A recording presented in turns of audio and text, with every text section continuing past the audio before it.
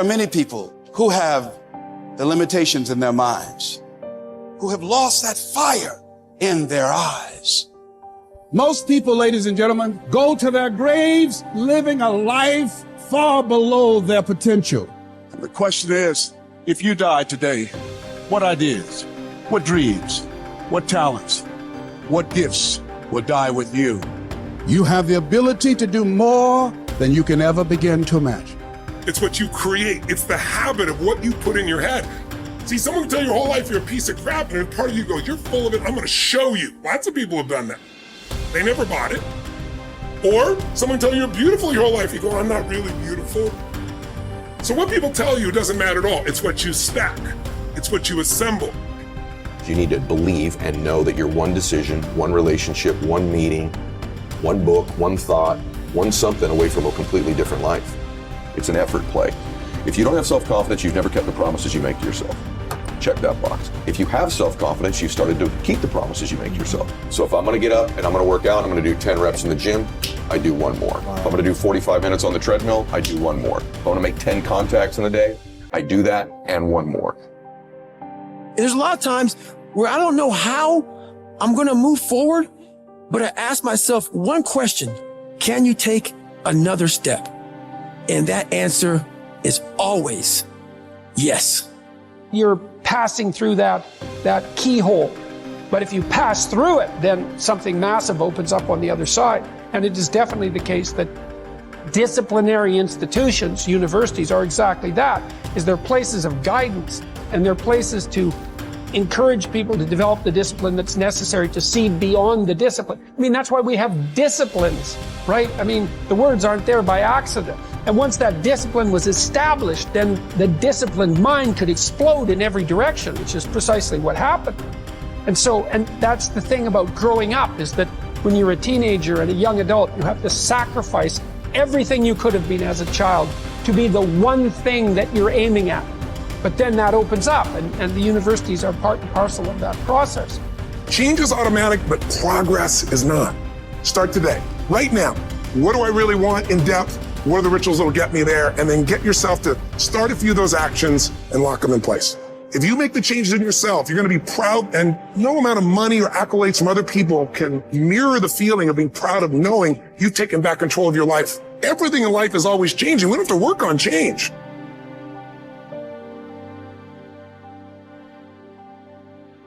The major key to the good life. Every day in 1,000 different ways, we are trying to improve ourselves by learning how to do things. We spend a lifetime gathering knowledge in classrooms, in textbooks, in experiences. Now, if knowledge is power, if knowledge is the forerunner to success, then why do we fall short of our objectives? Why, in spite of all our knowledge and in spite of our collective experiences, do we find ourselves aimlessly wandering, settling for a life of existence rather than a life of substance? There may be many answers to this question. Your answers may be different than your associate or your spouse's or your friends. The fundamental answer is the absence of discipline. Applying all that we know. Discipline. Self-discipline.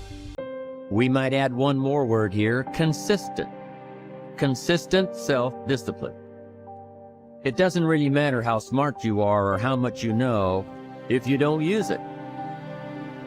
And once you're disciplined, like you're like a sharpened sword, man, like a well-tempered blade, and then you can go out there and operate in the world. The reason that discipline is necessary is because you're a mass of competing short-term interests. And so the question is then, well, which short-term interest should win out? And the answer to that is none of them. They need to be organized into a hierarchy that makes them functional across time and across individuals. Get it really simple, things you do right now to change your life. You can go to experience it that day, and then you get momentum. Day 1, day 2, day 3, day 4, and all of a sudden now what used to be hard to do is easy to do. And I think for anyone, you gotta understand, anyone can learn anything.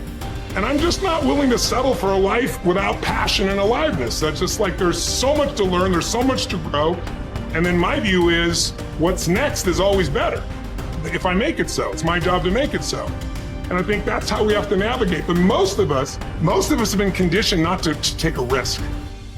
And once you peel the crust, peel that crust away and see who you really are, you open your mind to a whole nother world. So I've opened my mind up to a whole nother world that most people can't even fathom because they haven't dug deep. So people think I'm crazy because I found a whole nother way of living. I think they're crazy for never even trying to get to the other side of whatever's in front of them. So what drives me every day is finding more of myself. And being my best is a never-ending journey. It is said that the master swordsman Nakayama Hakudo would practice drawing his sword some 2,000 times a day.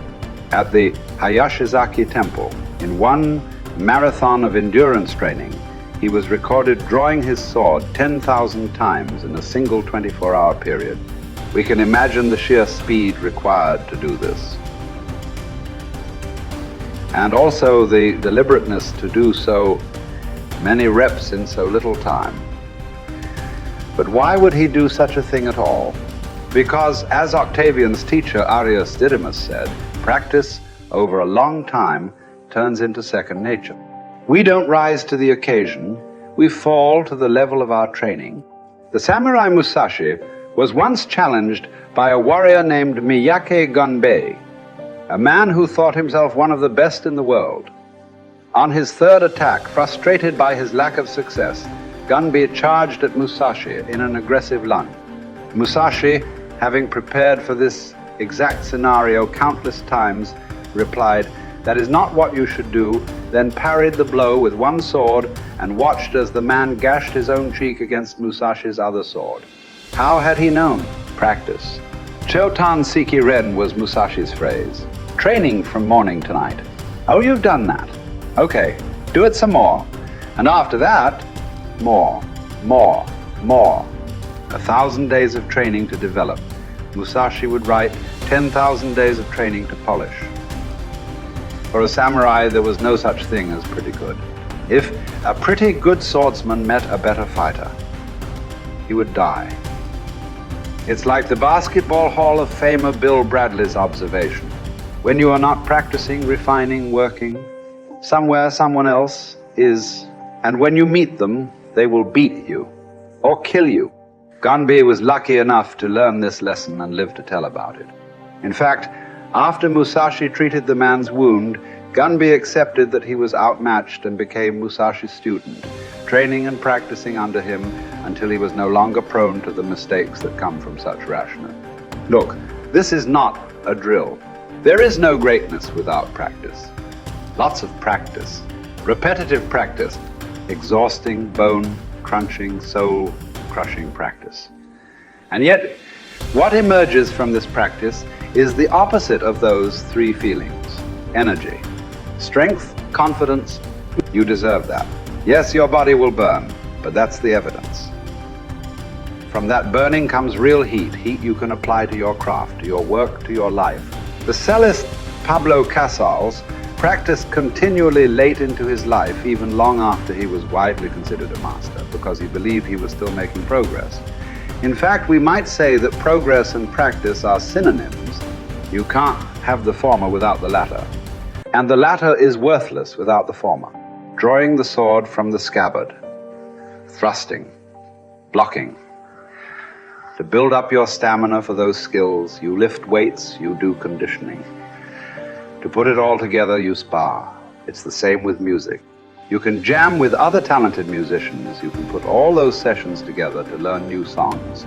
But before all that, as Casals did, you can simply practice your scales in your bedroom for hours upon hours. What are those scales for you? You better know, and you better be doing them. No matter what you do, practice will make you better. Florence Nightingale wanted young nurses to understand that nursing was an art that required as hard a preparation as any painter or sculptor's work. Churchill spent many evenings practicing his impromptu performances.